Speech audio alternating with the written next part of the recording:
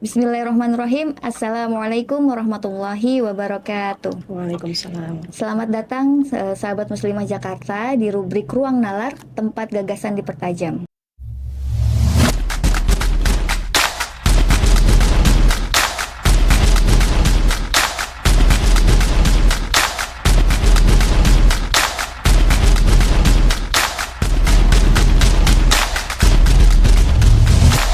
Kampus lahir untuk mencari kebenaran, bukan untuk membenarkan kekuasaan.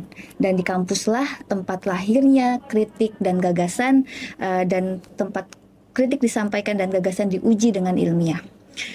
Namun bagaimana jika ruang akademik justru dibayangi oleh kepentingan politik? Belakangan ini, mahasiswa Universitas Indonesia mengusulkan agar rancangan undang-undang Sistem Pendidikan Nasional atau RUU Sisdiknas memuat aturan yang melindungi perguruan tinggi dari intervensi politik. Mereka menilai kebebasan akademik hanya dapat tumbuh jika kampus benar-benar bersih dari kepentingan politik. Usulan ini tentu menarik, namun ia juga mengundang pertanyaan yang lebih mendasar. Apakah intervensi politik ini di kampus hanya terjadi karena penyalahgunaan kewenangan atau oknum tertentu, ataukah justru merupakan konsekuensi dari pelaksanaan sistem? Lalu mungkinkah kampus memang benar-benar bisa bebas dari intervensi tanpa mengubah sistem yang mengatasinya? Nah, untuk membahas tema kali ini, yakni kampus bebas intervensi, mungkinkah tanpa mengubah sistem, kita sudah kehadiran yaitu narasumber Ibu Sarah Adilah, SPDMA. Beliau seorang akademisi sekaligus pemerhati pendidikan. Assalamualaikum Ibu Sarah. Waalaikumsalam Ya, warahmatullahi. apa kabarnya hari ini? Alhamdulillah baik. Alhamdulillah, Sehat. Masya Allah. Terima kasih Ibu Sarah sudah hadir di rubrik Ruang Nalar hari ini ya. Iya, Ya. terima kasih juga sudah diundang. Iya, baik Ibu Sarah, kita langsung saja ke pertanyaannya ya. Mengingat tadi ya usulan dari mahasiswa UI terkait dengan RUU Sisdiknas ini, menurut Ibu Sarah, apakah intervensi politik ini hanyalah persoalan oknum atau penyimpangan dalam praktik, atau justru ini merupakan konsekuensi yang melekat pada sistem politik yang berlaku saat ini? Ya. Bismillahirrahmanirrahim. Terima kasih atas pertanyaannya. Mungkin kita harus mengawali terlebih dahulu pembahasan ini dari apa itu RUU Sisdiknas ya gitu. RUU Sisdiknas itu kan sebenarnya adalah revisi dari Undang-Undang nomor 20 tahun 2003, Undang-Undang Sisdiknas nomor 20 tahun 2003, yang mana kita ketahui bahwa Undang-Undang Sisdiknas ini memang merupakan payung hukum dalam setiap kebijakan pendidikan di Indonesia gitu. Nah, kemudian dengan adanya isu yang mencuat ya. Jadi isu yang mencuat tadi kan disampaikan bahwa ini bermula dari adanya kehendak ya ataupun permintaan dari mahasiswa UI ya, lebih tepatnya Ikatan Mahasiswa Magister Hukum Indonesia pada saat kemudian digelarnya rapat dengar pendapat umum bersama dengan Komisi 10 DPR pada tanggal 6 Juli 2026 gitu. Yang mana isinya adalah mereka meminta supaya kemudian RUU Sisdiknas yang baru itu dapat memuat adanya perlindungan yang lebih konkret dan juga lebih mengikat. Nah, yang dimaksud dengan perlindungan yang lebih konkret dan mengikat ini sebenarnya merespon karena adanya fakta-fakta di lapangan yang tidak sesuai dengan apa yang sudah dijamin oleh undang-undang itu sendiri begitu. Nah, undang-undang yang dimaksud itu apa yang kemudian dikatakan dia seperti tidak selaras ya dengan fakta yang ada di lapangan, itu adalah Undang-Undang nomor 20 tahun 2003 pasal 4 dan juga lebih spesifik adalah Undang-Undang nomor 12 tahun 2012 pasal 8 gitu, yang di situ memuat statement atau pernyataan bahwa kampus itu harus otonom, harus independen ya, dan juga harus bebas dari intervensi politik ya. Artinya kampus itu memang harus bebas dari kepentingan politik praktis. Tetapi ternyata dengan kedua undang-undang atau regulasi ini ternyata tidak cukup efektif gitu untuk membuat adanya fakta di lapangan tadi bisa berjalan gitu ya. Dan kalau misalnya kemudian sahabat Muslimah Jakarta menyimak gitu apa saja fakta-fakta yang ada, misalnya saja yang pertama itu terkait dengan pemilihan pimpinan kampus. Jadi pemilihan pimpinan kampus itu baik PTN ataupun PTS itu sangat syarat sekali dengan politik transaksional dan juga politik kepentingan ya. Sehingga itu tentu saja akan menyandera kebenaran dan kebebasan akademik yang seharusnya memang ada di dalam kampus gitu.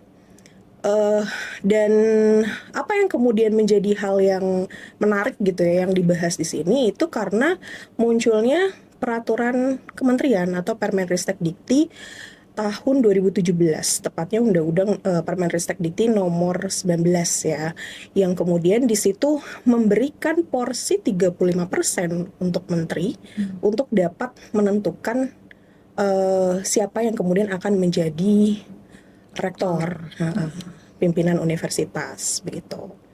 Nah, ini kan tentu saja kalau misalnya seperti ini sangat mudah sekali untuk kemudian disusupi gitu ya, karena misalnya nih ketika ada calon-calon rektor yang kemudian tidak disukai dalam tanda kutip misalnya karena mereka kritis terhadap kebijakan penguasa gitu, dengan kekuatan uang maka bisa dengan mudah transaksi itu berjalan. Jadi orang-orang yang kemudian menjadi pemimpin di dalam kampus ini, suara-suara mereka tuh pada akhirnya bukan suara-suara yang alamiah gitu. Suara-suara mereka adalah suara kepentingan atau suara settingan ya, mungkin lebih tepatnya suara settingan karena tadi sangat kental sekali dengan isu politik transaksional gitu. Nah, kemudian yang kedua juga saya menemukan fakta lain yang berkaitan dengan misalnya kasus 301 guru besar UI ya, yang pada saat itu kemudian mengajukan ke Mahkamah Agung untuk mereka dapat melawan putusan PT UN untuk membatalkan sanksi etik terhadap promotor disertasi salah seorang menteri gitu.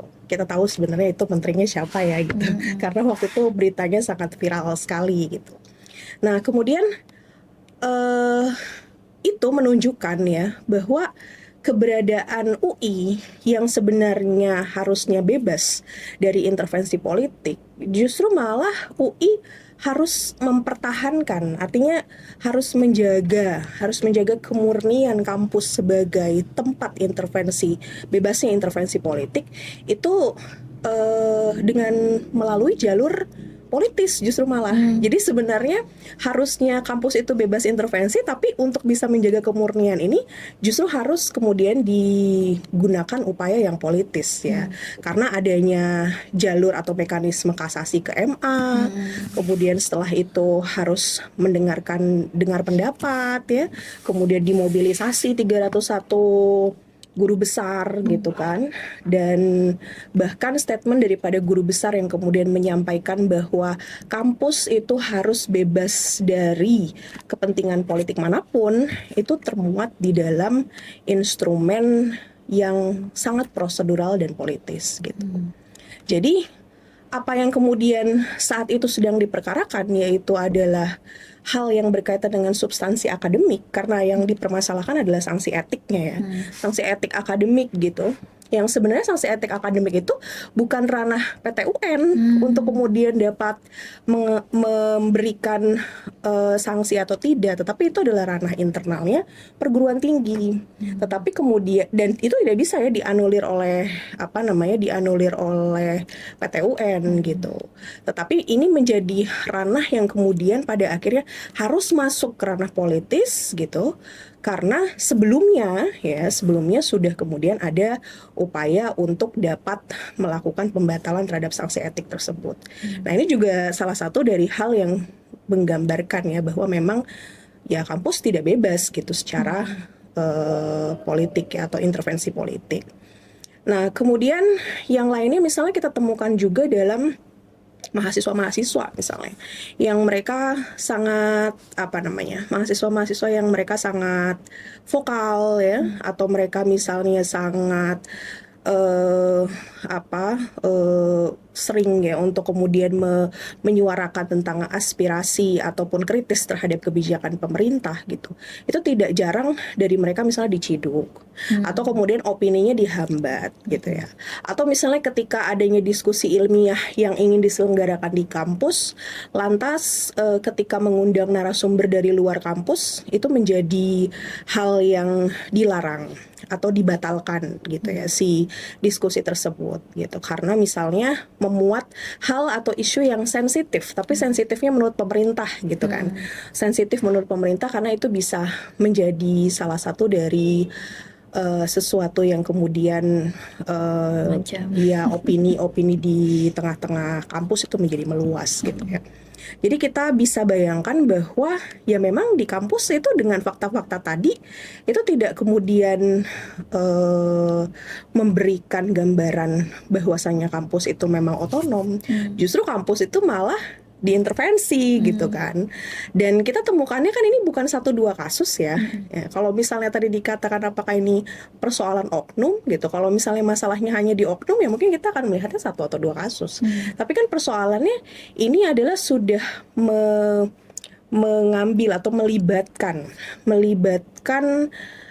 konsekuensi hukum atau ada regulasi hukum yang bahkan didorong untuk melegitimasi kepentingan politik itu sendiri. Berarti sebenarnya permasalahannya bukan pada personal, bukan pada oknum gitu kan. Tetapi ini menurut saya adalah masalah yang sifatnya struktural ya, masalah yang sifatnya sistemik gitu ya. Apalagi dengan misalnya undang-undang yang sudah terjamin, yang harusnya kemudian benar-benar bisa menjamin, ternyata tidak bisa menjadi regulasi yang tepat ya bagi fakta-fakta di lapangan yang ada gitu. Nah, maka dari itu kalau saya kemudian berkesimpulan ya saya mengatakan bahwa sistem politik hari ini atau sistem demokrasi hari ini telah gagal gitu untuk bisa menyiapkan dan juga menyelaraskan antara regulasi ataupun undang-undang yang kemudian dibuat dengan fakta di lapangan yang seharusnya diakomodir oleh regulasi tersebut gitu. Oke, berarti memang sistem politik ini sangat berpengaruh ya, yang berlaku ini sangat berpengaruh sebenarnya kepada intervensi politik yang ada di kampus. Betul. Gitu. Jadi bukan sekedar penyimpangan oknum tertentu gitu, tapi sebenarnya apakah lembaga pendidikan itu bisa benar-benar netral dari intervensi politik? Iya. Sebenarnya. Lembaga pendidikan yang sedang kita bahas kan adalah konteks pendidikan tinggi ya. Betul, ya. pendidikan tinggi. Konteks pendidikan tinggi kita spesifikasi bahwa kampus atau pendidikan tinggi itu kan sebenarnya adalah ruang untuk mencari kebenaran gitu kan. Dan di sana harus ada kebebasan secara akademik ketika kemudian sivitas akademika itu bisa menyuarakan opininya dengan leluasa di dalam mimbar-mimbar publik, mimbar-mimbar akademik gitu ya. Nah, tapi kalau misalnya kemudian kita lihat dengan fakta-fakta yang sebelumnya tadi kita bahas di awal gitu, itu justru malah menunjukkan bahwa kampus itu justru sangat rentan sekali untuk disusupi kepentingan, ya kan? Sehingga tadi kalau misalnya dikatakan netral atau tidak, ya saya katakan bahwa netralitas itu adalah ilusi gitu ya untuk saat ini ya. Netralitas itu adalah ilusi karena misalnya dari sisi kurikulum, metode, struktur kelembagaan di kampus, itu kan semuanya hasil daripada pilihan. Dan pilihan-pilihan itu kan sebenarnya mengandung nilai kan. Dan nilai itu adalah hasil daripada paradigma tertentu. Ada pemikiran tertentu yang kemudian menjadi core-nya atau intinya sehingga kemudian dia bisa merumuskan nilai-nilai di bawahnya atau nilai-nilai turunan gitu. Dan selain paradigma ya memang akan sangat berkaitan dengan ideologi gitu ya, ide-ide yang khas gitu kan. Dalam hal ini ya tentu saja ideologi yang kemudian dapat terlihat dengan jelas atau menonjol adalah kapitalisnya ya gitu, sangat terlihat sekali gitu. Jadi kalau dibilang kemudian netral itu kan adalah karakteristik yang memang ada dalam ilmu pengetahuan kan. Dan ilmu pengetahuan itu ya memang letaknya di di kampus gitu, tempat kita kemudian dapat mencari kebenaran-kebenaran terkait dengan pengetahuan. Tapi ya karakteristik dari kampus yang harusnya netral tadi ya tidak bisa kita temukan hari ini gitu. Jadi memang mungkin netralitas itu saat ini ya dikatakan mitos ya gitu. Mitos ya. Iya, jadi kalau apa dikatakan tadi harus netral, tidak akan mungkin ya, ilusi, karena pasti ada hal yang mendasari dari sistem pendidikan itu sendiri gitu ya, baik apalagi hari ini ya dengan sistem kapitalis tadi itu sangat terasa.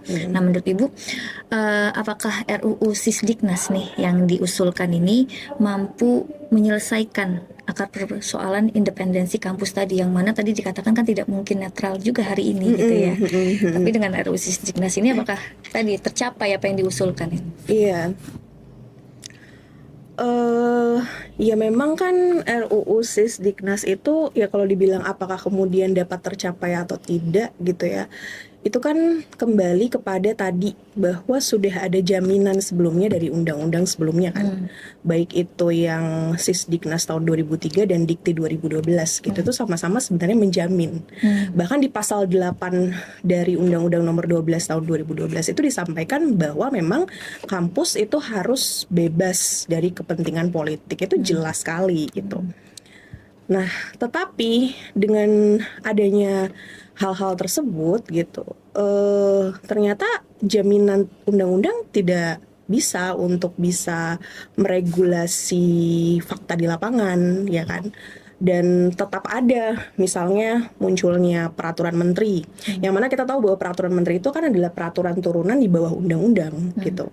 Tetapi peraturan menteri tersebut tetap diadakan dan disahkan, misalnya dengan kemudian pemilihan rektor gitu ya di kampus-kampus PTN yang dia itu diberikan porsi 35%. Bahkan kemudian ada juga yang lebih ekstrim itu kalau di PTN keagamaan malah saya bisa katakan 100% keputusannya dari Kementerian Agama gitu untuk menentukan siapa yang menjadi pimpinan universitas gitu. Nah, jadi norma di atas kertas itu ternyata bisa dikalahkan oleh peraturan atau peraturan turunan ya di bawahnya.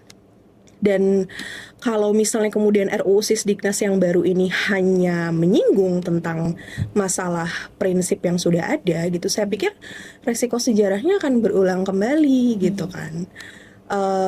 Terus kalau misalnya kemudian kita lihat masih ada pola relasi kekuasaan gitu ya yang besar gitu, itu juga akan sangat memungkinkan ya nanti di masa depan akan terjadi lagi penyimpangan atau di masa depan akan terjadi lagi kontroversi gitu. Nah, sehingga kalau misalnya IMM UI ataupun pihak lain misalnya mereka mempersoalkan gitu ya, dan mereka hanya fokus di permasalahan mengenai revisi pasal gitu, itu sebenarnya akan sangat rentan sekali bahwa nantinya akan terjadi hal yang berulang gitu ya, hal yang sama.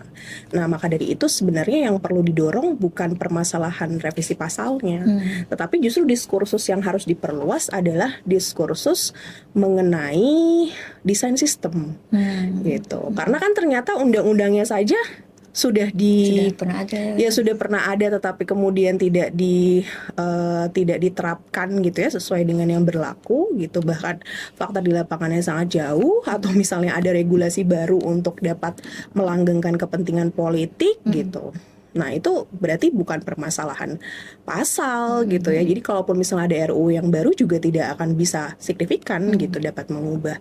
Untuk itu sebenarnya permasalahan sistem yang kemudian harus dijadikan sebagai concern utama mahasiswa ya, sebagai pionir atau mungkin inisiator dalam perubahan di masyarakat gitu, yang kemudian mereka membahas mengenai apa sih dan bagaimana sih sistem yang mampu untuk bisa mengakomodir kebutuhan sehingga independensi kampus itu bisa terwujud gitu. Ya, justru berarti mahasiswa ini harusnya memikirkan tadi desain sistem, kaitannya dengan sistem politiknya, kemudian bagaimana sistem negara ini yang harusnya bisa bersinambungan dengan sistem pendidikan gitu ya, karena tadi sistem negara dan sistem politik ternyata sangat berpengaruh kepada sistem pendidikan. Itu yang harusnya dibahas mahasiswa ya, bukan sekedar merubah revisi pasal begitu. Jadi mungkin yang belum terfikirkan mahasiswa hari ini adalah desain sistem. Nah, kalau karena kita berbincang sebagai seorang muslim ya, nah dalam perspektif Islam itu sendiri sebenarnya sebagai sebuah, kita kan mengenal Islam itu sebagai sebuah mabda ya gitu ya, sebagai sebuah pandangan hidup. Nah, bagaimana sebenarnya seharusnya hubungan antara negara, kemudian kampus dan dunia akademik secara menyeluruh agar pendidikan itu berkembang, kemudian melahirkan pendidikan yang generasi yang kritis sekaligus juga tidak menjadi alat kepentingan politik tadi. Iya. Ini memang yang sangat disayangkan ya, maksudnya di tengah-tengah kaum muslimin sendiri pemahaman tentang Islam itu masih terasing gitu. Karena mungkin Islam saat ini mayoritas dipahami sebagai agama yang mengatur hubungan antara manusia dan Tuhannya saja, yang dapat representasi dari ibadah-ibadah ritual yang kita lakukan sehari-hari. Padahal sebenarnya Islam itu jauh daripada itu gitu ya. Dan Islam sebenarnya memenuhi karakteristik mabda ya tadi yang disebutkan, atau mungkin secara definisinya hari ini dapat kita istilahkan dengan ideologi gitu. Di mana karakteristik ideologi tersebut melekat ke dalam Islam karena memang Islam itu memiliki konsepnya atau landasannya berupa akidah gitu kan. Akidah yang memang dia diproses atau diperoleh melalui proses berpikir. Makanya disebutnya akidah akliyah. Dan dengan akidah akliyah itu kemudian nantinya dapat menjawab seluruh persoalan manusia gitu ya, segenap pertanyaan manusia, memecahkan permasalahan-permasalahan hidup manusia, atau tadi dikatakan sebagai pandangan hidup gitu. Dan akidah ini memang tergambar dari kalimat la ilaha illallah ya, Muhammadur Rasulullah gitu. Nah, tapi memang tidak bisa kemudian kita lihat dalam kehidupan kaum muslim hari ini gitu ya. Padahal kita bisa mudah melihatnya di dalam Al-Quran dan As-Sunnah ya, kemudian kita pahami gitu apa maksud daripada perintah-perintah Allah ya, sehingga kemudian permasalahan-permasalahan hidup kita itu bisa terselesaikan gitu. Nah, sementara tadi dalam permasalahan relasi antara negara, kampus dan juga lembaga akademik gitu, kalau di dalam pandangan Islam kan sebenarnya negara itu memang memuat peran sebagai pelayan umat, ya kan? Jadi sebagai pelayan umat dia harus menjalankan salah satu fungsinya yaitu adalah menerapkan hukum syara. Jadi negara harus memastikan bahwa individu-individu di dalam negara dalam pandangan Islam itu memang harus dipastikan seluruhnya itu memang taat terhadap hukum Allah. Sekalipun kita memang tidak bisa memungkiri bahwa tidak semuanya itu adalah orang muslim ya yang diatur. Tetapi ada juga orang non muslim. Tetapi bagaimana dengan keberadaan non muslim dan muslim itu kemudian mereka dapat hidup berdampingan tetapi disuasanakan atau negara mensuasanakan agar hukum syara itu tetap bisa dilaksanakan gitu. Nah, sementara kampus atau perguruan tinggi tujuannya di dalam Islam apa? Tujuannya kampus itu untuk memimpin atau menjadi pemimpin. Jadi mencetak pemimpin-pemimpin di tengah umat yang mereka kemudian dapat memantau permasalahan krusial ya, atau bahasanya di dalam fikih itu qadiyah masiriyah gitu ya. Jadi memantau permasalahan krusial sekaligus juga memecahkan atau kemampuan untuk bisa memecahkan permasalahan-permasalahan tersebut gitu. Nah, sehingga untuk bisa memecahkan itu kan dibutuhkan kepribadian ya Islam, dibutuhkan kompetensi ya, sehingga nanti Islam itu benar-benar bisa diterapkan, bisa dijaga dan bisa disebarkan ke seluruh penjuru dunia ya. Dan ketika perguruan tinggi itu hadir, perguruan tinggi nanti akan mencetak orang-orang atau para ahli yang memang ahli-ahli tersebut sesuai dengan kebutuhan umat ya, dan jumlahnya harus dicukupi sesuai dengan kebutuhan umat itu. Maka dari itu untuk bisa mencapai hal tersebut, yang paling utama juga adalah perguruan tinggi tidak boleh melupakan bahwa program studi apapun yang kemudian dipelajari gitu ya oleh mahasiswa, itu tidak boleh luput dari yang namanya Sakofah Islam. Karena Sakofah Islam itu menjadi bekal utama untuk nanti kemudian para calon pemimpin umat ini, mereka dapat memecahkan permasalahan manusia dan terlibat dalam permasalahan-permasalahan masyarakat itu dengan baik. Karena kebaikan itu tidak bisa dilihat dari sudut pandang manusia gitu ya. Kalau dari sudut pandang manusia pasti akan relatif kan gitu. Betul. Tapi kita melihatnya dari sudut pandang Allah sebagai pembuat hukum. Ya, jadi bisa kita bayangkan bahwa relasi antara negara, kemudian juga relasi negara dengan kampus dan juga lembaga akademik gitu, itu memang dibuat seluruhnya itu untuk dapat menjalankan hukum-hukum Allah ya, untuk dapat kemudian menerapkan hukum syara ya, dan juga untuk melaksanakan misi tertinggi daripada penciptaan manusia, yaitu beribadah kepada Allah. Jadi semuanya dikerucutkan dan diarahkan ke sana gitu ya.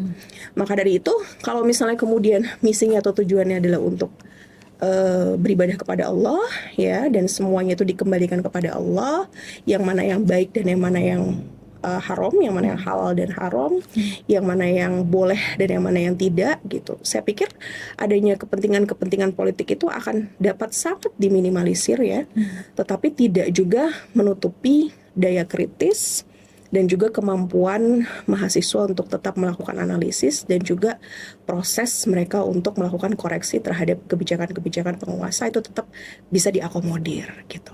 Gitu. Ya, jadi apa ya tadi bahwa sistem pendidikan ini tadi bagaimana tujuannya itu harus saling bersinergi ya, ya, antara kampus, kemudian negara dan lembaga-lembaga akademik lain bersinergi untuk menjalankan hukum syara gitu ya, kemudian menunaikan apa tadi tujuan utamanya manusia tadi yaitu beribadah kepada Allah. Dan sebenarnya intervensi apa politik itu bisa jadi mungkin ada, tetapi tadi dalam tujuan yang sama ya, yaitu dalam rangka untuk menjalankan perintah Allah gitu ya, sehingga karena mungkin tadi kan dikatakan bahwa sistem pendidikan itu juga tidak lepas dari yang namanya pengaturan politik, urusan politik yang mana tapi politiknya bukan seperti politik hari ini begitu, Masya Allah ya. Jadi yang ada tapi apa intervensi kekuasaan mungkin ya, yang apa ya namanya, bagaimana subjek dalam pendidikan tinggi itu tidak punya kepentingan untuk pribadinya begitu, atau untuk kepentingan kekuasaannya gitu ya, melainkan memang tadi tujuannya untuk kepentingan generasi, kepentingan untuk tadi menjalankan perintahnya Allah. Masya Allah ya, menarik sekali bincang-bincang kita hari ini ya. Mungkin itu saja ya yang akan kita bahas untuk hari ini. Insya Allah semakin membuka pemikiran kita ya, bahwa tadi dari sudut pandang apa yang dituntut oleh mahasiswa hari ini perlu diperluas lagi gitu. Betul. Ya, apa yang mereka tuntut, dan kita harapannya tadi tuntutan itu adalah sampai kepada tuntutan terkait dengan dari perspektif Islam tentunya begitu ya. Alhamdulillah sahabat muslimah Jakarta, diskusi kita akhiri sampai di sini. Terima kasih kepada Ibu Sarah Adilah, SPDMA ya, sebagai narasumber hari ini atas pemikiran dan juga analisisnya yang Masya Allah ya telah dibagikan pada kesempatan ini. Dan terima kasih kepada sahabat muslimah Jakarta yang telah menyimak rubrik Ruang Nalar, tempat gagasan dipertajam. Saya undur diri. Wassalamualaikum warahmatullahi wabarakatuh. Waalaikumsalam warahmatullahi wabarakatuh.